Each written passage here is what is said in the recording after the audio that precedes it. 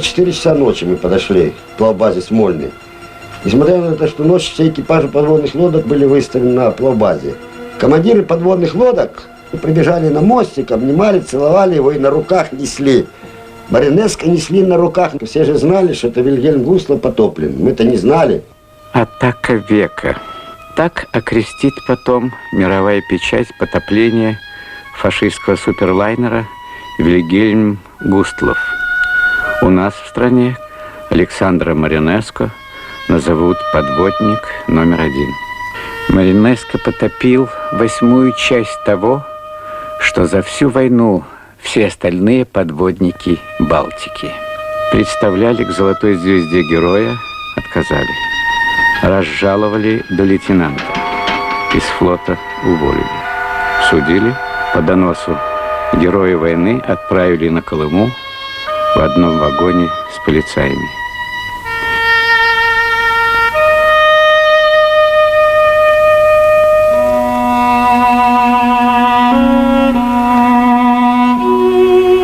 Здравствуй, дорогая, милая Валюша. Сегодня 17 ноября 1950 года. Город Ванино, которым ты интересуешься, является большой деревней. Нет водопровода, нет канализации. Заключенных больше в несколько раз, чем жителей. Милая, прошу тебя также не забывать о том, что я тебя очень сильно люблю. Очень плохо себя чувствую. Болит в правой стороне груди.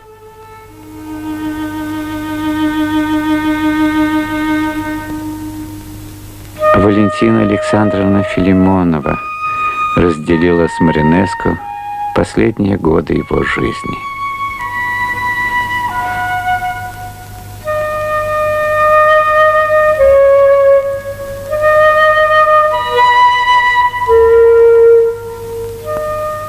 Александр Иванович, когда пришел к нам жить, у него абсолютно ничего не было. Костюм у него был без локтя рваный, брюки зажжу, рубашка держалась, а у него один воротник был, а не рубашка. Я вам честно говорю, что там не было, и все равно галстук держал, потому что она вся уже... У него вся расползлась. Александру Ивановичу мы купили такой, костюм, пальто. Он очень тяжело умирал, понимаете? Зубы вывалились. С одной ванны я его вымою, а полоскать в другую ванну, потому что слой волос, у него волосы густые были.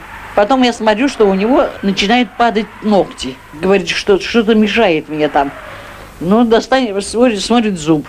И вот у него выпали все зубы. Я перестилать начинаю, посмотрела, а у него омертвели и отпадали ногти. Так хотел в свою комнату и сказал, ну возьми меня ненадолго. Все-таки я имею свою комнату. И в этот момент вот выступал Смирнов. Все это.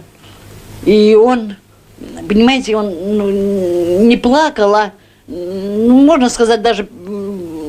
Когда Смирнов сказал, что вот откроется счет Александру Ивановичу, потому что он в такой нищете живет, что в нужде живет, что у него нет ничего.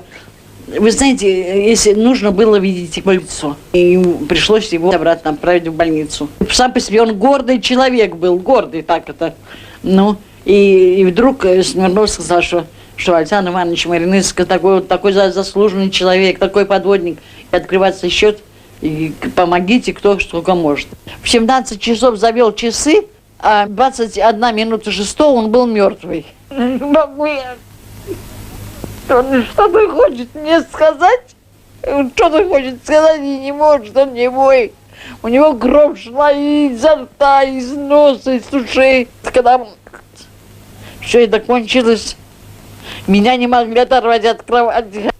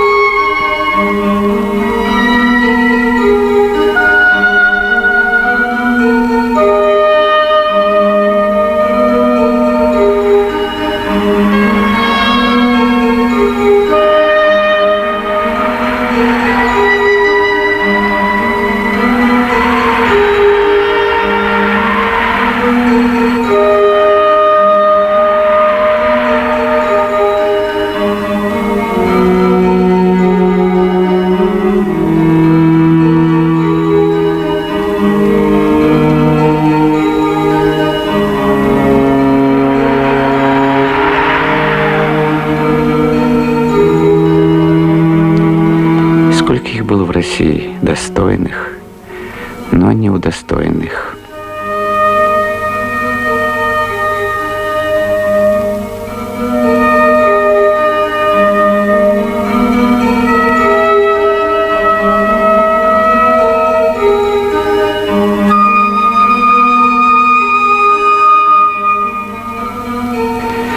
В этом школьном музее подводных лодок в Ленинграде собраны малоизвестные и горькие страницы войны.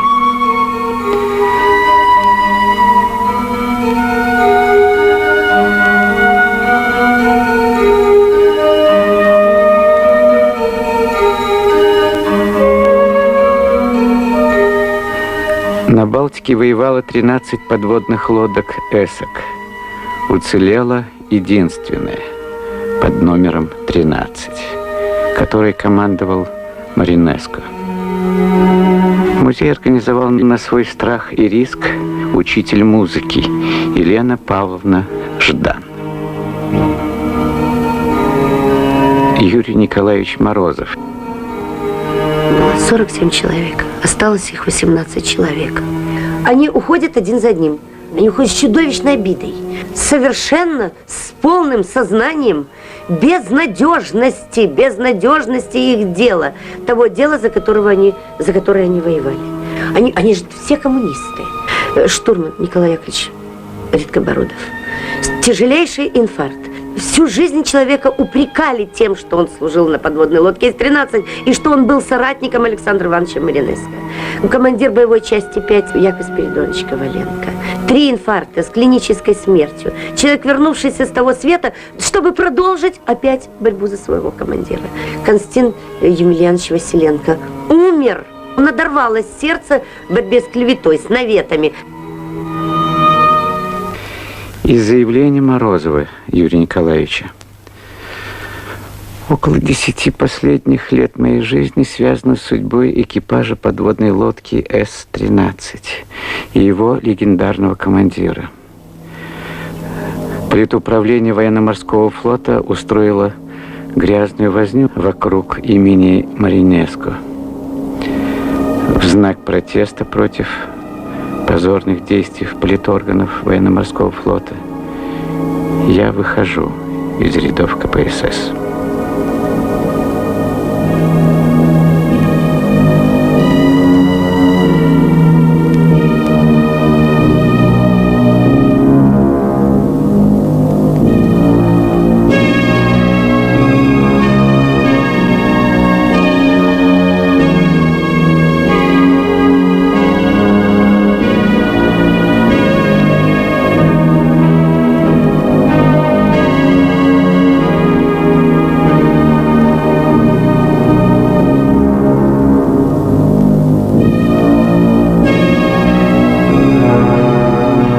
Каким он был, Александр Иванович?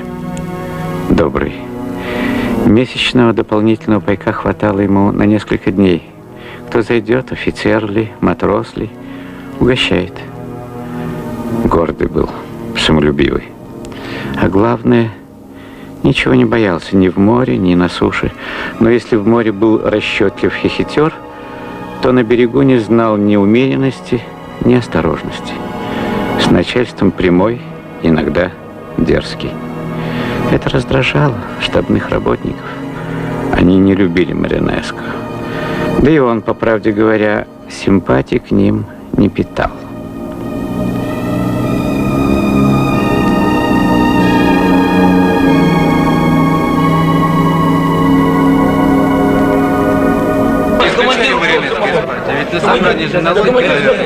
На какой? Я парторг, не было ни одного Он собрания, умер не коммунистом, исключали. простите. Понятно вам? В статье написано Да парткомиссия. кто писал? Вы же не все время были Где это? парторг. Где это? Найдите. Вы же не все время были парторг. Кто-то был еще. Найдите. Правильно? Я говорю, Это бред. Там Вы с какого года были секретарем партийной организации? 82, который исключали. Шормой Они пилотку написали, мы даже принимали? фамилию он неправильно Шорму, написал. А Шорму. Штурман жив. Он говорит, что Командир. не было такого.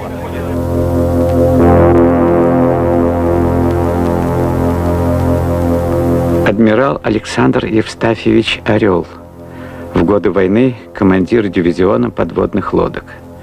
Это он представлял Маринеско к званию героя. Не было в истории ни одной армии, ни одного флота, чтобы так обрушивался аппарат на того, который прославил, можно сказать. Немцы признали эту победу. Но они начинали с большого количества претензий политработников. Они же и в статье-то в этой, авторы этого, Вербицкого, пишут, что вот он, все, досье подняли, там он привлекался взысканием, там ему объявляли взыскание. Я вот в архиве работал, почитал. Чего там только не написано про этих там командиров лодок, когда я там собирал сведения о командирах лодок. Каждая лыка в строку. Это ведь половина их политдонесений привело к тому, что многие были арестованы в свое время. Отца ведь тоже пытались там, усадили в подвал, его же там тоже за фамилию. Помните, Крон писал книжки о том, что его, значит, сняли с командования лодкой. Вот как его там сняли, это я не помню, но я помню, что отца не было несколько дней дома. И я все маму спрашивала, это было еще перед войной, это где-то был, наверное, 40-й год, или 39-й даже. 39-й, скорее всего. В Кронштадте мы жили. Я еще маму спрашивала, где папа, где папа. Я помню, что она вот как-то немножко волновалась, что-то там, ну, знаете, со взрослыми о чем-то говорили, все. И когда он пришел домой, вы знаете, он пришел домой с забинтованным горлом. Я спрашиваю, папа, что с тобой, что с тобой? И вот он маме что-то начал говорить, что он сидел в каком-то подвале. Там и вода, там и крысы, и что чуть ли не за горло его это как кусали крысы. Понимаете, это так его там допрашивали, так его там содержали. За фамилию сняли. Отец Александра Ивановича румын, служил кочегаром на миноносце, избил офицера Самодура. Ему грозила смертная казнь. Из-под стражи бежал, переплыл Дунай и оказался в России. Женился на красавице-украинке. Молодые осели в Одессе. Здесь, на Короленко 11, и родился мальчик, который войдет потом в историю Отечества.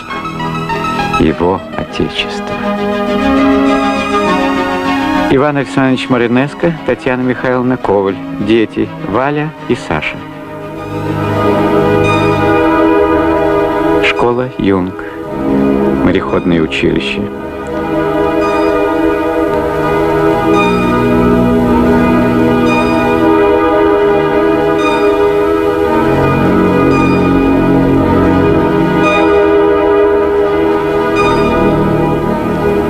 Высшие курсы командного состава. В разгар занятий пришел приказ слушателя Маринеско отчислить, из флота демобилизовать. Кому-то не понравилась анкета. Маринеско не написал ни единой просьбы разобраться. В конце концов, восстановили. Малютка, которую принял Маринеско, уже через год была признана лучшей на Балтике. Нарком флота Кузнецов наградил его именными золотыми часами. Маринеско становится командиром подводной лодки. А в Гамбурге в то же время со стапелей сходит Вильгельм Густлов. 9-палубный чудо-корабль, последнее слово техники. Он построен был в честь соратника Гитлера.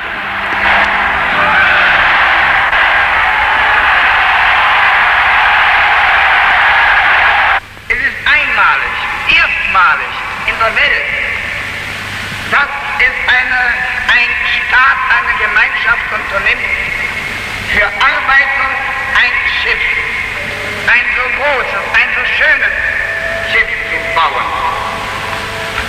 Nicht alte Kästen, nicht Rumpelkammern nehmen wir Geistes unserer Arbeiter, sondern wir haben Kraft und Freude geboren in den Gedanken, dass gerade das Beste gut genug sei für unsere deutschen Arbeiter. Вдова Густлова крестила корабль. Ich taufe dich auf den Namen Wilhelm Gustloff.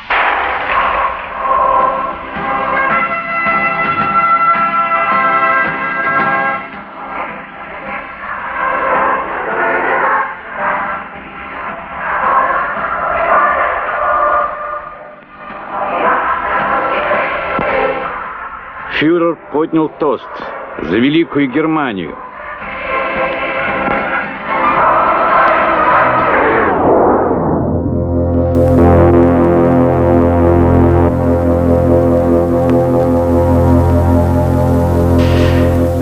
застала Маринеско в море. Он шел в самое опасное скопление врага, иногда вопреки логике. Топит транспорты, его награждают орденом Ленина, орденом Красного Знамени.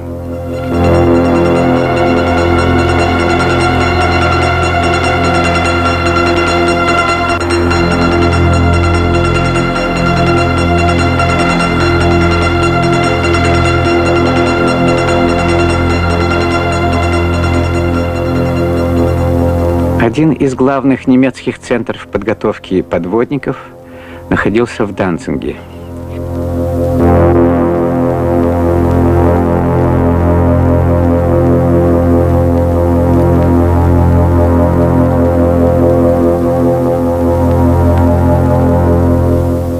Здесь, в бухте, стоял у причала и Вильгельм Густлов.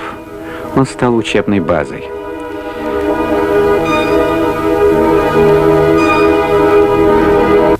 Война шла к концу. В Крыму, в Ливаде собрались представители союзных держав.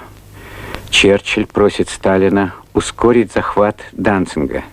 Немцы готовят морскую блокаду Англии. Черчилль не знает, что несколько дней назад цвет подводного флота Германии, который находился на борту Густлова, уничтожен Александром Маринеско, героем, на котором лежала тень изменника Родины. Новогодняя ночь 45-го. Финляндия, уже вышедшая из войны. Турку. Маринеско был отпущен в город. Вернулся лишь под утро. Вспоминает шифровальщик Федор Васильевич Егоров. Маринеско, когда с товарищами подпил, понимаете ли, к ним пришла эта хозяйка ресторана, ну и завелась такая шуточная беседа.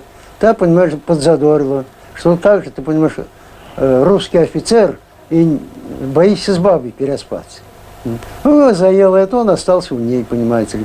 Когда приехал ее жених, вот, горничная доложила, что у хозяйки русский офицер. Он тогда, недолго думая, в союзно-конфликтную контрольную комиссию. Ну, тут подняли шум, понимаете ли. Ну, за Маринеско пришлось съездить, его оттуда взять, приехал он домой, да. После этого тут наложил лапу СМЕРШ. Это 13-я каюта на Смольном было. Вот. И Маринеско туда, и нас туда, весь личный состав просадили. Но больше всех досталось мне. Я шифровальщик, значит, знаю про действия командиров все. Но вместе с командиром по ходу то другое. Всеми документами, первый документ у меня, потом у Маринеско. Даже до такой степени, что не давал ли, нет ли у командира Маринеско связи с кем-нибудь, шифр связи. Ну, конечно, да, ну, конечно, этого не было.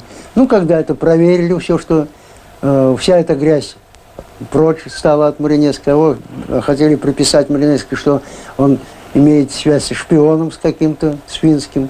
А эта хозяйка шведка была, владела хорошо русским языком. Установили это, что ничего нет. Очень уж хорошая финка была, что он не мог. Она прогнала жениха в этот день. И вот осталась с ним такая женщина, что... Но подлости он не мог совершить. Нет, никогда. Поэтому вот когда мы такого пустили в море. Я знал, что никогда он никакой не изменит, никакой не изменник. За всю войну я представил только герою одного Маринеско. Больше никого не представлял. Ну, были, которые неплохо воевали, но это войну вот за то вот дело, которое он допил. С учетом того, что вот у него был такие проступки, дисциплины, это я все сознательно делал. Но я знал и практику, как награждали. Я за финскую войну, я тоже командовал дивизионом, мы в Ботнике там утопили 3 парохода, небольших, а героев сделали 3 человека. И никого не стреляли, ничего. Потому что я относительно знал уже, как это геройство. Знал, и как в Испании, в Испании герои присваивали. Поэтому я настаивал. И когда вот после прихода Маринеско забрался, написал этот доклад, который вот сейчас в архиве есть копии, написал, что он заслуживает лодка присвоения гвардейской, команда заслуженных награждения орденами, а и Маринеско присвоение звания Героя Советского Союза. Курникову. Этот уже 18 февраля он ушел в море, Верховский, с Личинкиным. А он остался Камбриг. А то мне по телефону говорит, что ты представляешь, вот там водки не хватит. Я говорю, ну если некоторые бросят пить, наверное, тоже будет достаточно. Курников человек особый такой, значит, он первую-то он такую роль сыграл. Он, как принято говорить среди людей, вроде человек хороший, но ему совершенно чужая судьба, безразлична. Что касается злоупотребления спиртными напитками, так он ничем там не отличался в такую вот весьма высокую положительную сторону, да. Курников обиделся. Он мне позвонил, он получил такое письмо. И позвонил, что вот получил. Я же его не знаю, он кажется, не знаешь. Ты же его отставлял, награждение-то. Не помню. И он отказывался, что он видел этот документ. А тут его подпись же есть. Лев Андреевич Курников в ту пору исполнял обязанности комбрига. Справедливо или несправедливо решало командование. Не командование, а этот вопрос решался даже не в военном совете. Вот смотрите, вот, например, есть вот этот документ, вот, наградной лист на Маринеске, вот копия. Да. И вот, значит, подпись орла, что он представляет его к званию героя. Так? А вот здесь заключение вышестоящих начальников и ваша подпись, что вы ходатайствуете о награждении его орденом Красного Знамени.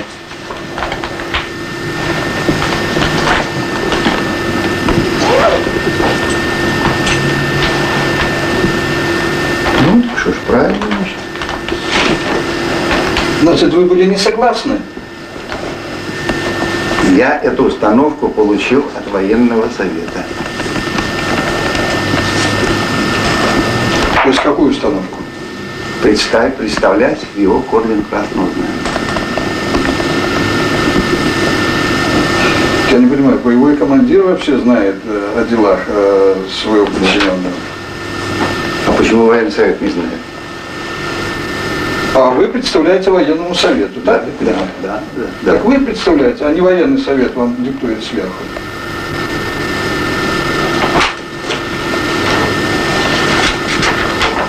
Черт. 27 февраля. Мы до настоящего времени не знаем, почему не допускают нас к документам. Потому что если допустят к нам документам, в документах записана вся правда.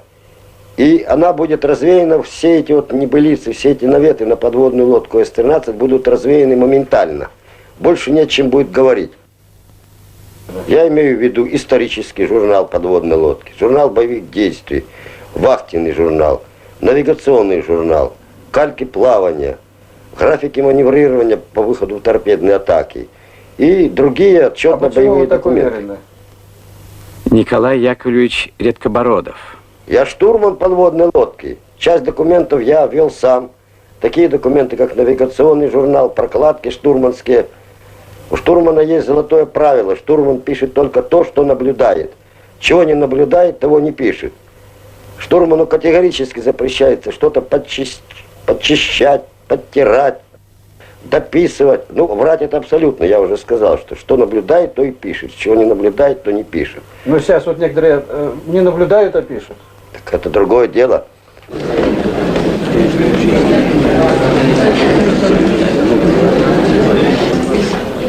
Яков Спиридонович Коваленко, командир боевой части С-13.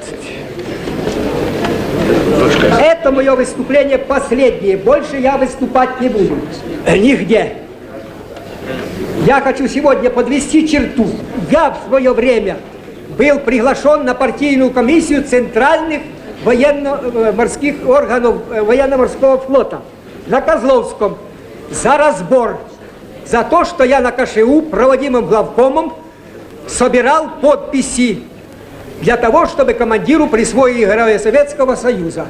Тогда я, смотря всем глазам сидящим, кто с планками, кто в тужурке, я говорю, какое же вы меня имеете право разбирать, что я собирал своему командиру подписи, если я ходил в бой с командиром? Кто вам дал право меня судить? Вы бы судили меня тогда, если бы я не подписал. Где искать ветеранам правду? Где искать веру? Политуправление флота. Приемная адмирала Панина. Так вот, мы приехали переговорить по вопросу. Так, ну бестолково получилось. Бестолково почему? Вчера весь день отсутствовал. С утра был военный совет до обеда, после обеда уехал на счетный выборный собрание. Сегодня до 12 часов был здесь, в 13:30 коллеги Министерства обороны. Сколько нас будет?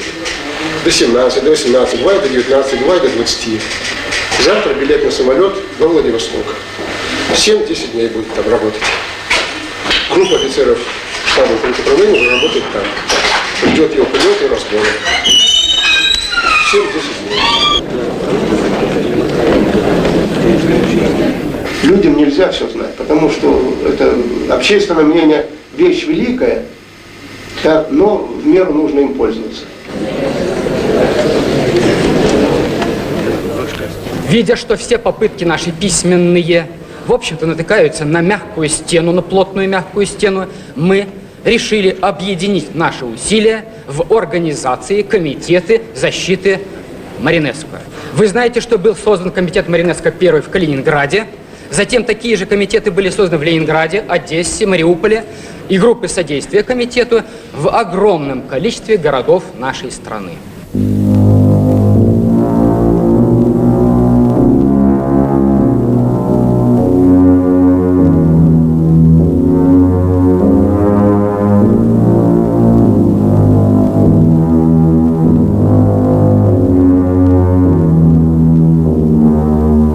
Дорогой Александр Иванович, дорогие члены экипажа, все присутствующие здесь. Наш комитет Маринеско получает тысячи писем, телеграмм, радиограмм с моря. Люди требуют назвать именем Александра Ивановича пароходы, боевые корабли, рыбацкие суда, улицы, скверы, площади наших городов. Десятки городов подключились к нашей борьбе.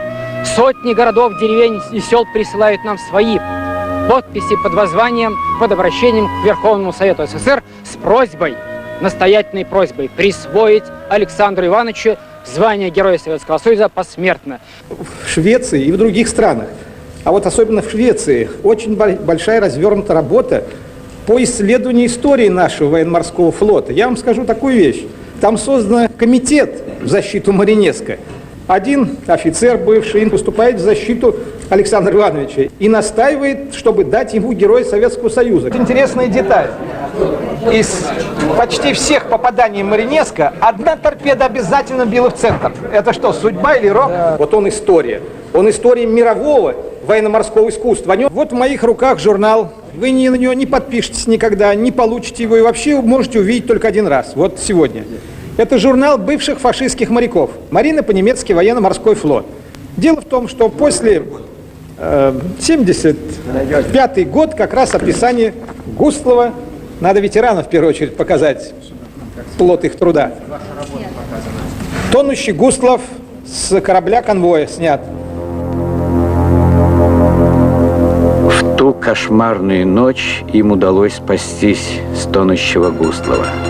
Каждый год они отмечают свое второе рождение.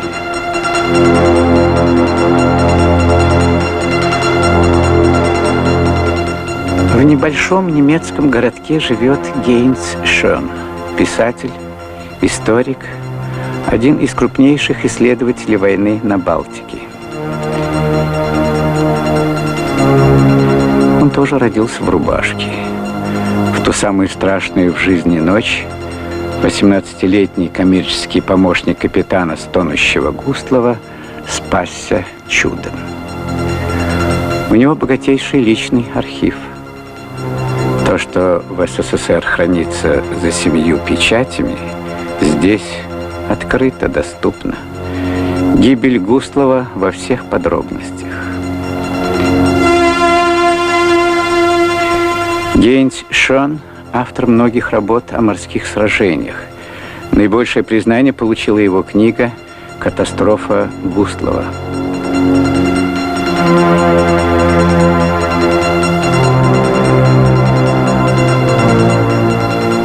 Фридрих Петерсон, капитан Густлова.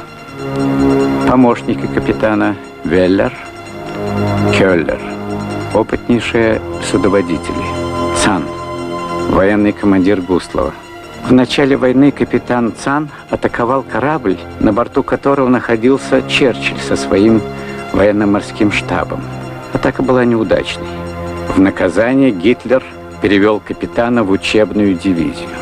Теперь, в конце войны, Цану предоставили возможность искупить вину. Готтенхафен представлял собой громадное сборище беженцев с Восточной Пруссии. Все, кто чем-то себя запятнал, чем-то себя, понимаете, скомпрометировал, они все ушли. И на Густлов попасть было страшно тяжело. А на Хиппер, это по личному разрешению командира базы сажали. Там ушла верхушка на этом бронированном крейсере. Он вывозил награбленные ценности высшей пробы.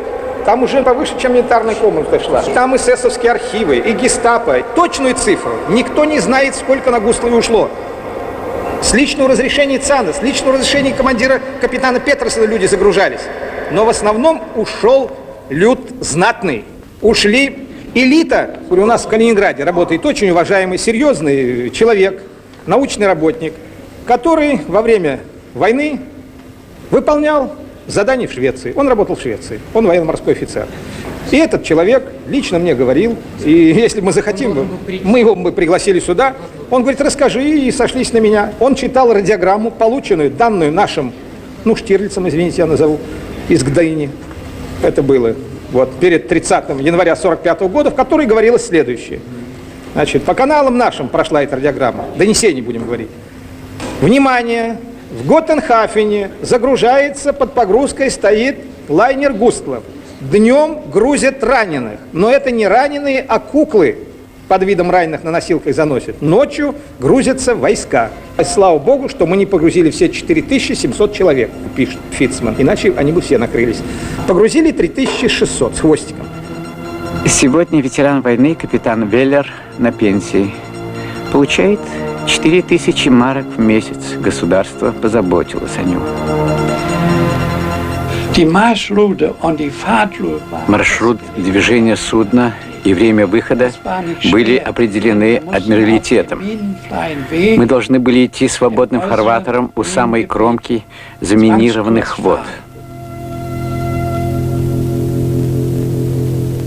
Командир Густлова, капитан 3-го ранга Вильгельм Цан, получивший полностью полномочия в приказе Гитлера 21 января, взял на себя ответственность, принял решение уйти, сняться с якоря, вывести Густлов на рейд и двинуться с этим малым конвоем. Ему командир 9-й дивизии предлагал корабли подождать. У него бы получился солидный конвой. Но он кинулся, понимаете, бегом как заяц, только из-за одного. Он боялся советской авиации. И он объяснил 3 командирам, присутствующим другим, Петерсону, Веллеру и Кёллеру, потомственным морякам, опытнейшим командирам германского флота, что вот мы сейчас уйдем, а немцы, знаете, знают, что такое приказ единоначальник. Он командовал, Цан, бывший подводник, командир 2 лодок в Атлантике воевал. Он сказал, что вот я сейчас уведу Густлов, мы уйдем с этим маленьким конвоем, но мы спасемся, потому что завтра, если мы не уйдем, пойдем в светлое время, нас советская авиация Балтийская разбомбит. Густлов был вооружен, это уже по статусу был военный транспорт. 6 четверенных, понимаете, 88-миллиметровых установок, которые через 12 секунд после открытия, обнаружения цели могли открыть огонь. Итак, выходит Густлов, на нем 3600 подводников, это их данные. Они имеют на руках приказ Гитлера получить новые лодки, перебазироваться в западные базы. Это были сверхмалые. Это был проект «Манта», который был вооружен уже в 1945 году 8 ракетами подводными. Теперь двухместные, там Фишваль и Нигер, ждали подводников из Готтенхафена. Около 20:00 Густлов получил радиограмму, что навстречу ему идет соединение минных тральщиков. Цан потребовал немедленного включения ходовых огней, чтобы избежать столкновения. Петерсон утверждал, это опасно, корабль может быть обнаружен.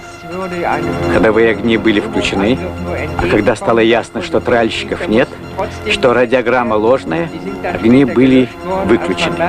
Как раз эти огни и увидели на С-13. В 21 час вахтенный сигнальщик Анатолий Виноградов доложил вахтенному офицеру, что в юго-восточном направлении видит 5 белых огней. капитан-лейтенант Ефременко, определил, что это из Данцинской бухты вытягиваются корабли противника, конвой какой-то, возможно, формируется. Сразу же доложили командиру оттуда. И начал поворот на курс сближения с этим конвоем. Вышел на мостик командир, за командиром я сразу вышел. Объявлена была боевая тревога, помощник ушел вниз, положено. Осталось только по боевой тревоге те люди, которым было положено находиться на ходовом мостике. Командир приказал мне взять пеленг на головной, огонь этот белый. Я взял, это порядка было 150 градусов. Поэтому сразу же было приказано командирам лечь на курс перпендикулярный пеленгу и начали выполнять торпедную атаку по вот этому конвою. Как только мы дали ход 9 узлов, сразу же акустик Иван Шнапцев из гидроакустической рубки доложил на мостик, что слева 160 градусов, то есть на курсовом угле 160 градусов левого борта, слышит шум винтов большого корабля, идущего большим ходом, предположительно крейсера. Памятуя о том, что в боевом приказе было сказано топить в первую голову крупные боевые корабли и транспорта противника, командир подводной лодки принял решение, не прерывая торпедной атаки, перенацеливает ее вот на эту цель, предположительно крейсера, обнаруженную по гидроакустике. Как только цель перешла на левый борт, акустик доложил, что уже слева наблюдает цель, сразу же была дана команда командирам продуть среднюю цистерну, подводная лодка всплыла в позиционное положение, боевая тревога продолжалась, сразу же на мостике командир подводной лодки, сигнальщик, за сигнальщиком я. Сигнальщик сразу доложил: товарищ командир, слева наблюдаю две цели, впереди маленькую, небольшую, и за ним огромное какое-то прямоугольное пятно движется. И Александр Иванович Маринеско говорит: Виноградов, дай мне ночной бинокль. А у нас это единственное на вооружении, был тогда с просветленной оптикой 6х30, и мы его давали сюда сигнальщику, чтобы он дальше видел. Как только Александр Иванович Маринеско взял этот бинокль, посмотрел, и сразу же, он, бывший моряк торгового флота, прекрасно знал силуэты кораблей торгового флота, и поэтому сразу же определил: нет, штурман, это идет миноносец, а за ним лайнер водоизмещением порядка 20 тысяч тонн. Передать центральный пост по отсекам. Атакуем фашистский лайнер. Вильгельм Густлов был военным кораблем.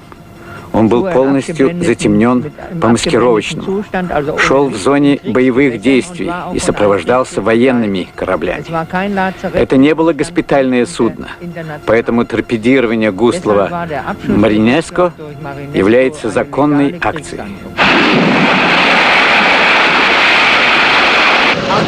Внимание, атака подводной лодки! Атака подводной лодки!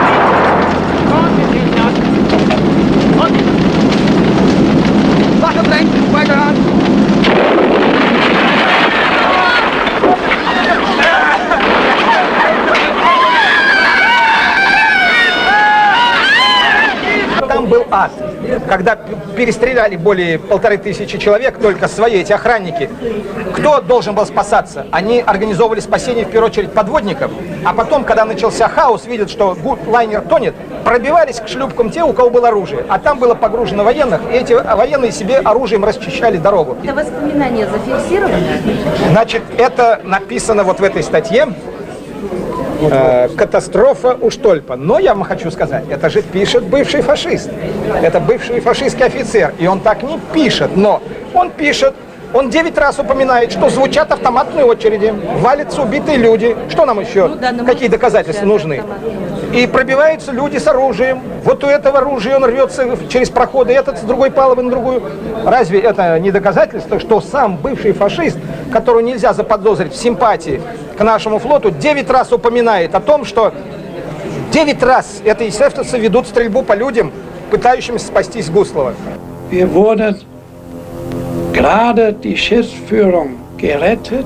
Нам, командованию судна, удалось спастись только благодаря тому, что нам хорошо были известны его конструктивные особенности. Мы знали также, что бессмысленно прыгать за борт в те минуты. Мы забрались в спасательный плот и были подняты на эсминец ТЦ-36, который участвовал в спасении. Я тоже был спасен эсминцем ТЦ-36, то есть тем же кораблем, куда попал Цан. Но его не видел. Он только имел разговор с командиром ТЦ-36. Он сказал: «Я командир судна Густлов». На что командир эсминца ответил: «Почему вы здесь, когда ваш корабль тонет?» Цан сразу же ушел на нижние палубы. Он вообще не стал слушать командира эсминца, капитана-лейтенанта Херинга. И на следующий день мы все, спасенные с Густлова, Цана не видели. Может быть, он последним покинул корабль, а может быть, его увезли на автомобиле. Возможно, его мучила совесть. Единственное, что мы позже узнали, что до потопления Густлова у него были черные волосы, а на следующий день седые. Он посидел за одну ночь. В 1948 году я написал первую статью о Густлове. И среди читательских писем я получил письмо от Цана. Он спрашивал: «Почему вы все это пишете? Ведь вы были одним из самых молодых на корабле. Откуда вам все это знать? Вам было всего 18 лет. Если кто и может писать о гибели Густлова, то это я, командир этого судна. А вы об этом слишком мало знаете». Я ему ответил: «Вы командир корабля, который утонул, а вы спаслись и утратили это право, и не можете описать его гибели». На это он мне ничего не ответил.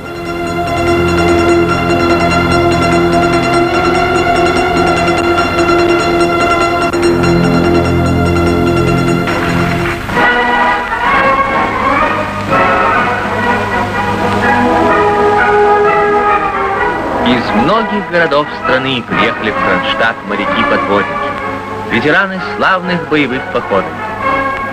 Уникальные кадры кинохроники. 4,5 метра в пленке, которые сохранили нам живого Маринеско. Подводникам, героически сражавшимся в Отечественную войну, по морскому обычаю преподносят традиционные подарки.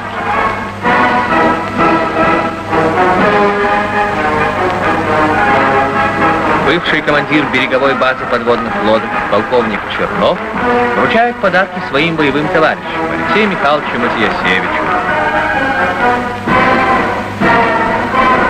Михаилу Степановичу Калинину,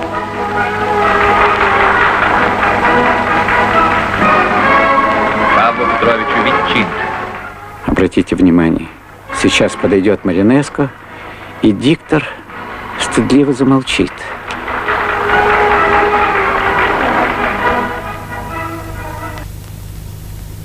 Да, это он, Александр Иванович. И он уже тяжело болен. Скоро его не станет.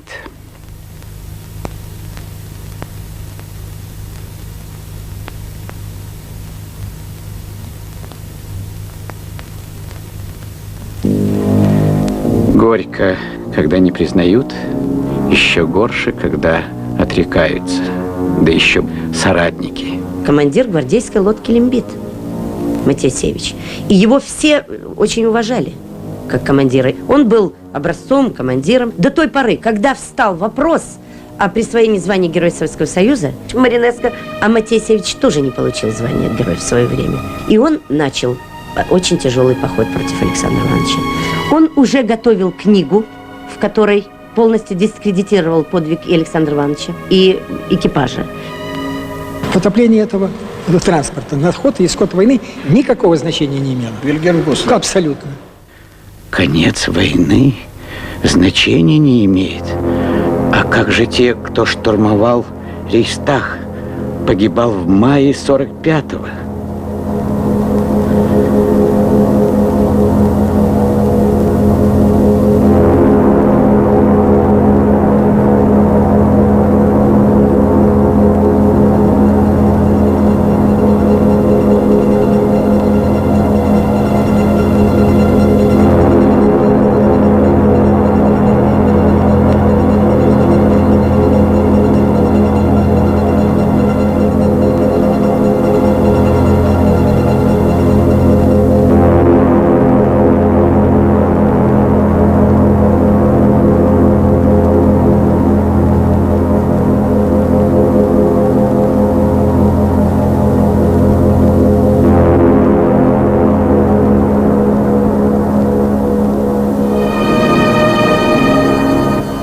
Люди, готовые выполнять волю начальства, сыщутся всегда и везде. Вся информация об С-13 искажалась, недоговаривалась, либо умалчивалась. Где-то в середине декабря месяца 1900 того же 88 года ко мне позвонили, я открыл, капитан 3-го ранга, представился военный журналист из «Красной звезды» газеты. Ну, примите меня или не примите? Я говорю, пожалуйста, конечно, что за вопрос. Ну, зашли в комнату с ним, сидели долго, в течение 5 часов. Где-то от 16 он ушел после 21 часа из квартиры. Я ему подробно вытащил все карты, все материалы, которые у меня были. На все вопросы ему подробно изложил, объяснил, начертил. Рассказал, кто на мостике стоял во время торпедной атаки, что мы наблюдали, какую цель, почему маневрировали именно так, а не так. Ну, после нашей беседы, этой 5-часовой, капитан 3-го ранга Одноколенко встал, попрощался, не прощался еще, сказал: Николай Яковлевич, после нашего разговора я чувствую, что ваше дело справедливое, правильное. Будет хорошая статья в «Красной звезде».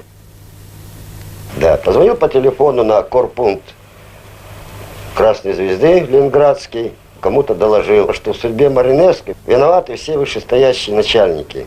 Мы ждали именно хорошую статью в «Красной звезде», а статья прошла хуже еще, чем в газете «Страж Балтики». Я хочу спросить, как это могло произойти? Давайте выйдем, мы с вами договорим 2 минуты, я вам расскажу 2 слова. А потом будем обсуждать таким образом. Я ведь понимаю, и для чего сделано все это дело. Я пришел вам чисто по-человечески, мы с вами договаривались дважды. Ну, это странно, что вы не можете даже на такой вопрос. Нет, я могу ответить не на этот вопрос. Куда-то договариваться. Я глубоко убежден, что если вообще ставить вопрос о присвоении кому-нибудь из членов экипажа С-13 звания Героя Советского Союза, то первым в таком списке, и по моему убеждению единственным в таком списке, должен быть Лев Петрович Ефременков, помощник командира лодки. По очень простой причине. Практически все атаки, проведенные подводной лодкой С-13, осуществлены под руководством Льва Петровича Ефременкова. За исключением атаки на транспорт генерал Штойбель. Маринеско в этих атаках не участвовал. Я свидетельствую как штурман со всей ответственностью, что во время торпедной атаки командир подводной лодки находился на мостике, и только 2 или 3 раза он спускался внутрь подводной лодки для того, чтобы подойти к штурманской карте и проверить вообще работу личного состава центрального поста. Тогда он вызывал помощника на мостике, капитан-лейтенант Ефременков Лев Петрович. Тоже грамотный очень офицер в морском отношении, поэтому он ему доверял и ставил его за собой. Маринеско все время находился у перископа. Понимаете ли? Он даже действительно на самом деле, у него было матрас у перископа положен, что если когда минуту ему полежать там. Вот. Он в каюте почти не находился в своей. Вот. В надводном положении он все время на мостике, все время. Хотя там положено офицер 1 дежурит, там 2 по очереди, по 2, по 4 часа, какая погода. Он все время на мостике. Вот. В подводном положении зайдет иногда в каюту и опять у перископа, все время у перископа. Это от него не отберешь. Вот. Кстати, Ефременков – это единственный человек на подводной лодке, который до 1944 года знал тайну Маринеско. Знал правду о его недуге, страшном недуге, очень тяжелом физическом недуге. О нем знали два человека – сам Маринеско и его помощник. Маринеско нашел единственный. Что это за недуг? Это эпилепсия. Он был болен эпилепсией. Причем такой ее формы, которая на начальной... Я консультировался с крупными врачами. Это такая форма эпилепсии, которая в начальной стадии не дает, так сказать, ярко выраженных припадков. То есть вот нет этого внешне. Но болезнь прогрессирует в человеке. Одно из ее проявлений – так называемая ночная слепота. То есть в темноте человек практически не видит. Меня это, как инженер-механика и вообще как офицера, воевавшего в войну, это до глубины души возмущает. И я не нахожу слов вообще для того, чтобы выразить вот это возмущение и презрение к этому человеку, который носит морские погоны. И вместо автомата, вместо ружья держит перо в руках и льет грязь. Я веду о Вербицком. Он корреспондент газеты «Страж Балтики». Я об этом написал в свое время вот, Совету ветеранов-подводников и думаю, что на Балтийском флоте это дошло до члена военного совета Корниенко, который, так сказать, в свое время вот, сыграл, как говорится, роли для того, чтобы появились и Вербицкого статьи, и Одноколенко. Хотя меня ограждали от документов, которые в архиве. Я не нашел ни одного документа, подтверждающего, что командир болел эпилепсией. Не нашел ни одного документа медицинского. За 2 месяца до этой статьи товарищ Корниенко нам на каком-то совещании сказал, скоро появится статья в секретном сборнике, кто такой Маринеско, вы узнаете. Его признали к партизанам. Вы послушайте меня, я врать не умею. Я тоже капитан 1-го ранга, правда, в отставке уже. Правда, с этим у меня сердце от мотора работает, от батареи. Я знаю отношение к этому члена военного совета. И совершенно заявляю. Слушайте, я после этого не могу на него смотреть по-человечески. А сейчас, пожалуйста, он получил за свои статьи. Он получил звезду капитана 2-го ранга. И вот я так прикинула, Иуда предал за 30 серебряников Христа. Вербицкий нашу гордость предал за 20 серебряников. Не в лучшем свете выглядит сейчас наше командование нашего флота. Ведь стоило только им в то время, когда отдан был позорнейший приказ вот так осквернить памятник Александра Ивановича, стоило только им выступить, вступиться за него. Да, может быть, кто-то пострадал бы, потерял бы кресло, может быть. Но разве так уж это важно? Разве так уж важно это кресло, этот рост по сравнению с тем, что ждет впереди? А впереди ждет тех, кто предал сейчас Маринеско, ждет то, что, от чего сейчас прячутся люди, из-за которых погибали в ГУЛАГах, прячутся, боятся, на что их именно зовут. Я уверена, что все те, кто не заступился за Маринеску, я имею в виду командование нашего флота и политуправление флота, уверена в том, что, может быть, даже дети, а внуки уж наверняка выскажут им свое великое презрение. Честное имя и старые пожелтевшие письма. Вот все наследство, которое Александр Иванович оставил после себя детям. Из письма Маринеско писателю Крону. Мне сделали вспомогательную операцию. Но основное впереди. Вам, конечно, известно, что я инвалид 2-й группы. От пенсии за вычетом мне остается 30-35 рублей. Как жить дальше? Что меня ожидает в будущем? Я начинаю терять веру в советскую власть.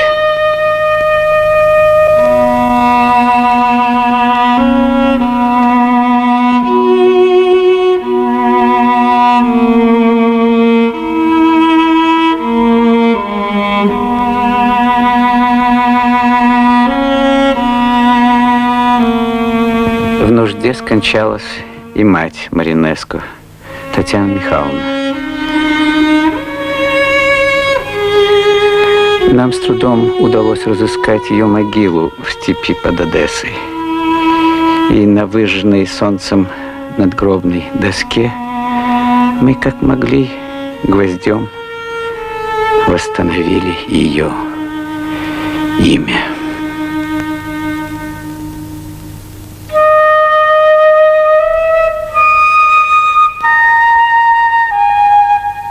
Дорогой и любимый наш Иосиф Виссарионович, пишет вам истрадавшаяся в муках мать героя войны Александра Маринеско. Над моим сыном нависла ложь. Я умоляю вас, помогите, утешьте сердце матери, станьте отцом моему сыну. Мы знаем, вы самый справедливый человек на земле.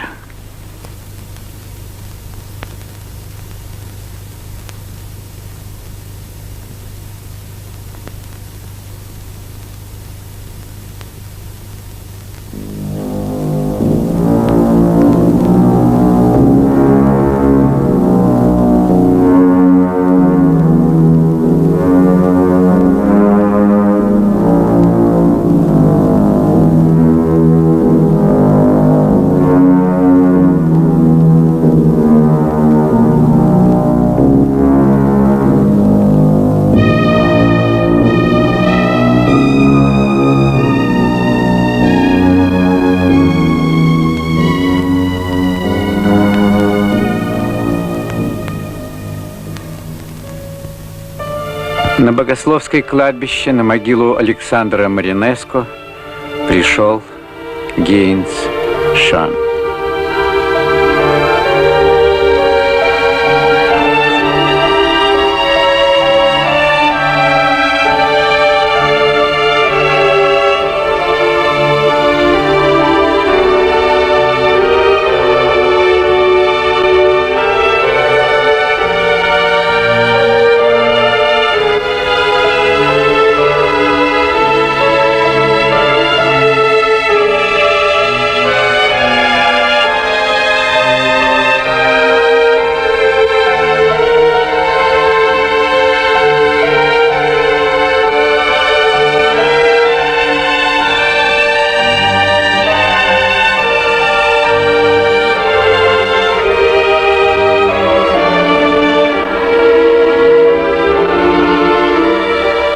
Побежденный